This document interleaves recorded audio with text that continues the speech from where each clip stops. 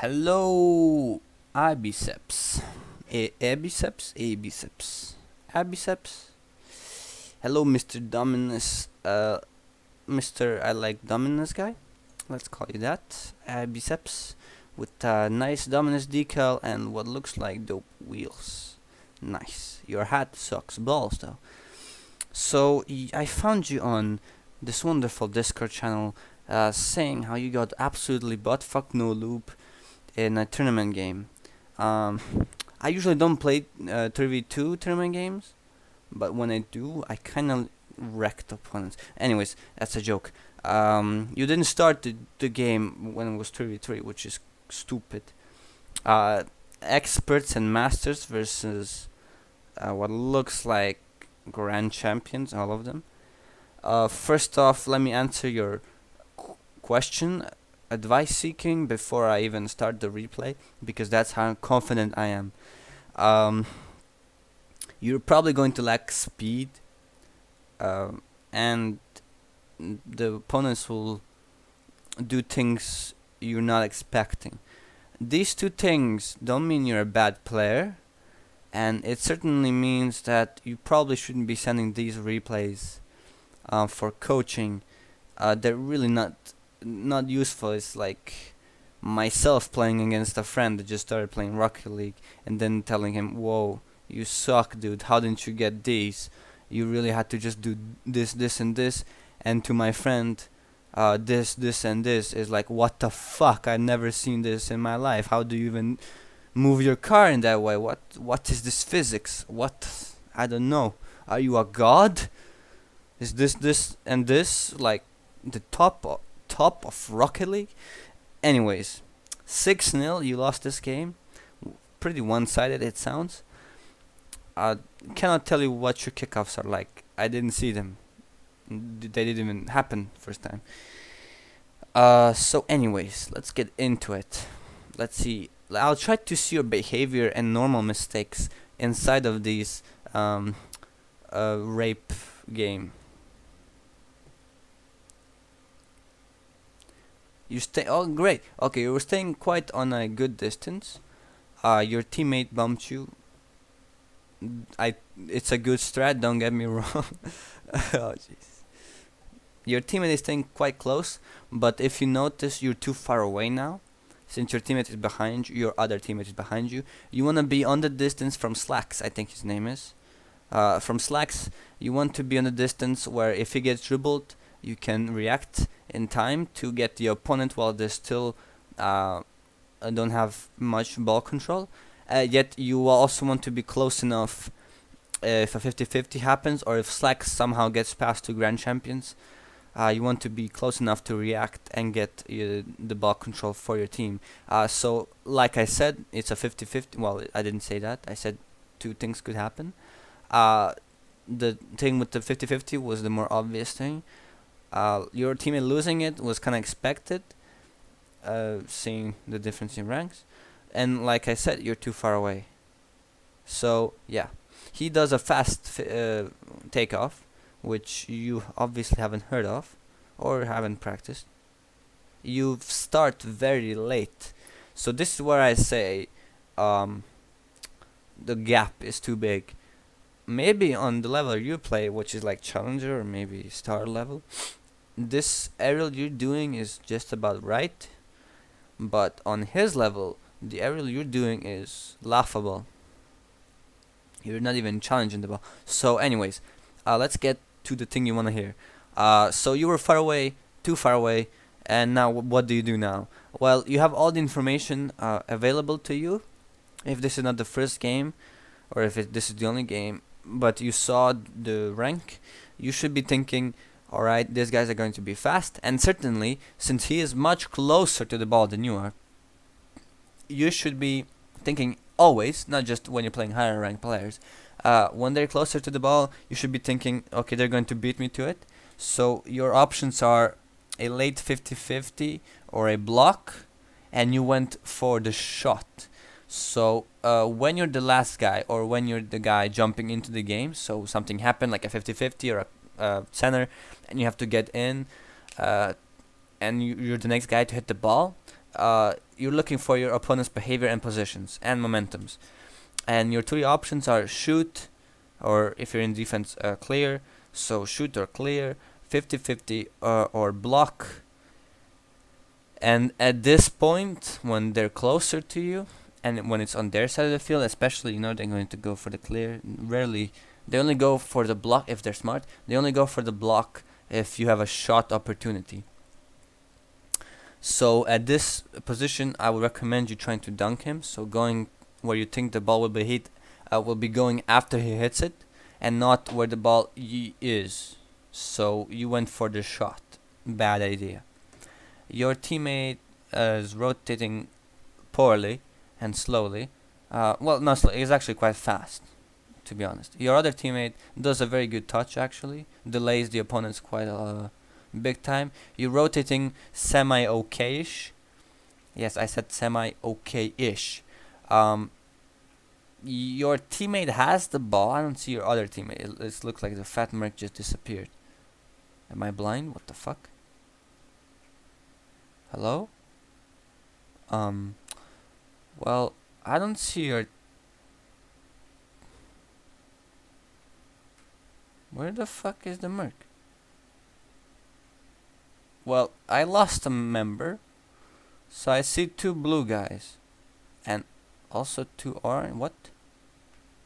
Looks like a bug. No. One of them is falling down, and I still cannot find the merc boy. Alright. So we have Silent Pulse and Abyceps that leaves Slacks. Hello? What the fuck? Well, this seems like a bug. I cannot find your teammate. Anyways, I was starting to tell about your rotations, but I lost Mercboy. I think Mercboy was around here, or should be here, and you should have been rotating like all the way here, so you get the angle, the position, and the length away from anything that could happen. This is basically the best position because you can get up to wall, which against higher ranked players is very useful. You can see the whole goal, and you can see everyone pretty much most of the time, unless they're smart. They have a smart guy that's there on the other side of the field.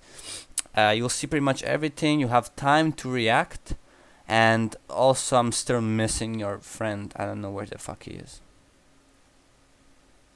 Oh, he got demoed. So if you had a wider angle, okay, that makes sense. Okay. So if you had a wider angle of approach here, which you would have if you were faster in the rotation here, so if you didn't do that stupid turn midair and killer momentum, you would have been much closer to the goal, and you could have made a wide rotation, and then you wouldn't have to go for the ball from this angle, which basically the best way to hit it from here before you jumped would be towards the side board, not the side wall, which is where McBee LFT is, not even the corner wall, maybe the corner wall, but very poorly, would be a pass. So the only way you can hit it is towards the sideboard. Hello, thank you. None, I said none. So the sideboard. So if you went from here, you would have been able to hit it like really nicely. If you get under it, you could have cleared it, so it bounces off the side wall into their side of the field. So angles are very, very, very, very, very important, and you're not getting them right. Your opponents are though. You missed also the aerial, which is oof. It happened. Also, I can tell you about this. It happened because your car's momentum lined up towards there, and you wanted to meet the ball there. So when you're still on the ground, you want to move the car where you want it to go, and you want to move in the air only to make slight adjustments and to gain speed and momentum to get a powerful hit or a weak hit, depending on what you want to do. So you should be landing your car there and boosting before going for this ball. You kinda don't do either of those things, and you fucked. Happens, especially if you're stressed. Your recovery is also quite amazing. Your teammates are ball chasing, and none of you are having the wide corner. this is lucky. It's only luck that you didn't get scored on there. It looks like you went for the pass. You made a terrible hit, and your teammate did not expect it at all, which is kind of bad teamwork. This does not look like a tournament game. You're not even at the party or anything. Oh, okay, never mind. Again, you want to be having the wide rotation, not be on the same side as the ball, because you cannot save that from there at all. Anyways, okay, you're kind of panicking. If you're not sure about the bounce, like this, if you think you know how the ball will bounce, go for it. Don't have any fear. But if you're not sure and you don't want to try, then you should wait instead of just doing like a half-arsed jump. Like, maybe I'll get it. No, if you want to go for it, go for it. And go for it when you think it's best to go for it, not like half safe, half risky touch. No, those are bad. So you're either going to wait for the ball to bounce down, which since no one was attacking you would have been the best option, or you're going to pressure the ball immediately. Okay, I don't know why you jumped for that. You were obviously going to lose the 50-50, and in those situations where losing is inevitable,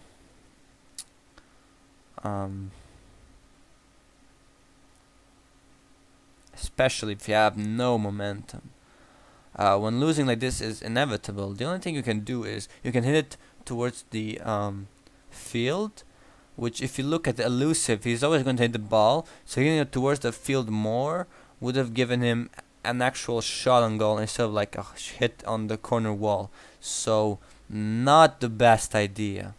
Also, he flipped into the wrong direction. Good for you, made you actually not whiff that completely. Also, your teammate was there to save your butt. So you're attacking the ball from the wrong angle again. You should be going so that your car's momentum aligns with the ball and somewhere where you want to hit the ball towards, like the goal, the backboard. Certainly, I'm pretty sure you don't want to hit like the ball straight on like you are going at it right now, because if you hit it like that, the only way it will go up is up or down, and it will be basically a pass to your opponents. Unless you get dunked like you just did, which is, whoa, did I expect that?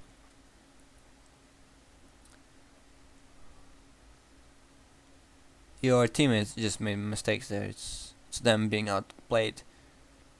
I can give you like what they did wrong, I guess. I don't know if you're a team or something. I have no idea. So he right here should be going for that.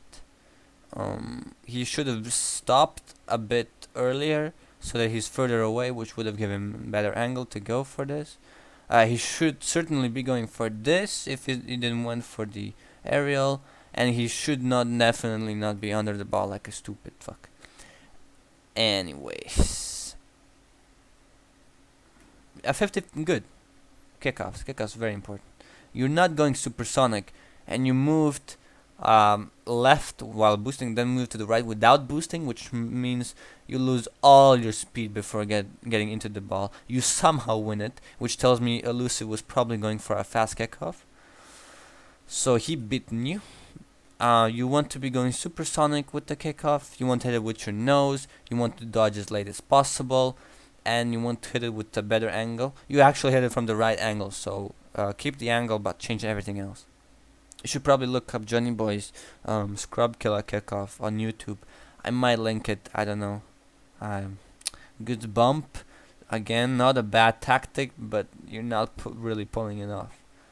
As soon as you see yourself being outplayed like this,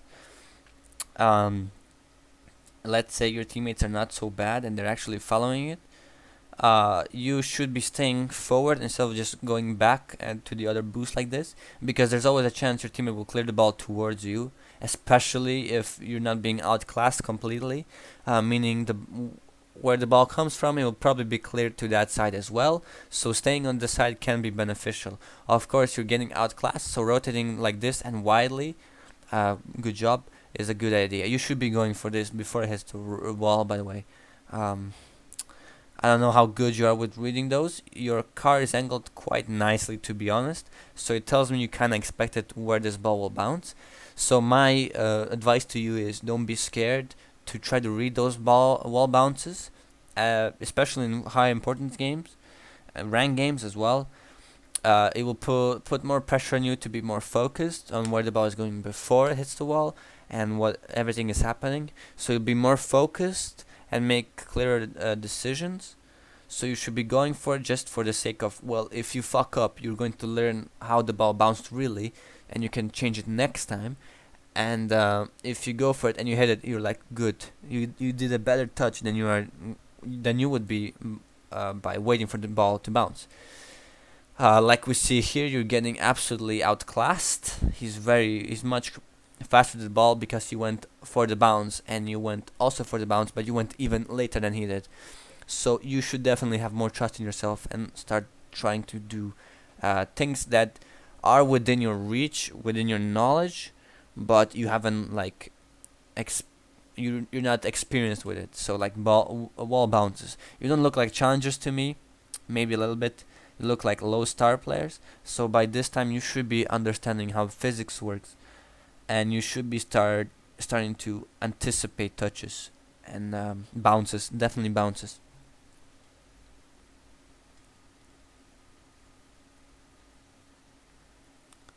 You actually you got absolutely not on that 50-50. He did a 50-50, so so every time you see a 50-50 happening with your teammates, you should get closer to the ball. And when you see your teammate going for the high balls, high clears, high shots, you should be staying a bit more away from the ball. No one's challenging that shot. You can only save it. Not bad, I guess, but challenging it would result in better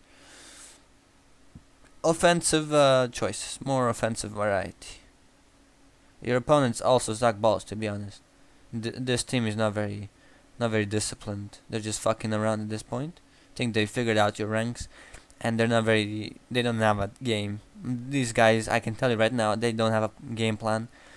They just basically look like a couple of grand champs, maybe a super champ in there, who just trying out things, how they go. I told you about angles, so that aerial is pretty much self-explanatory. No one's following in that, so that's a poor pass. I basically told you everything, even at the beginning. You're just getting outclassed. They're faster, they're more experienced. I can see your mistakes, which you probably do on regular matches. So the things I pointed out will basically put you higher than the rank you are. So it looks like you're not used to going for those wall shots, wall bounces early on. You should definitely start experimenting with that. It does not look like you have trust in your teammates, and it does not look like you pay much attention to your teammates are anyway. So you should definitely start experimenting with that as well. You should start rotating correctly, or another word. You should be challenging ball smart. So example, like I said earlier, if your teammate is going for a 50-50, chances are the 50 won't be going too much into your opponent's favor, so staying closer is smarter. And if it's a dunk incoming, then you should stay further away, and that kind of thing. So right here, you should be at this distance where you're at right now, and at that point where your teammates lost it, you should have been starting to create an idea of what to do in your head.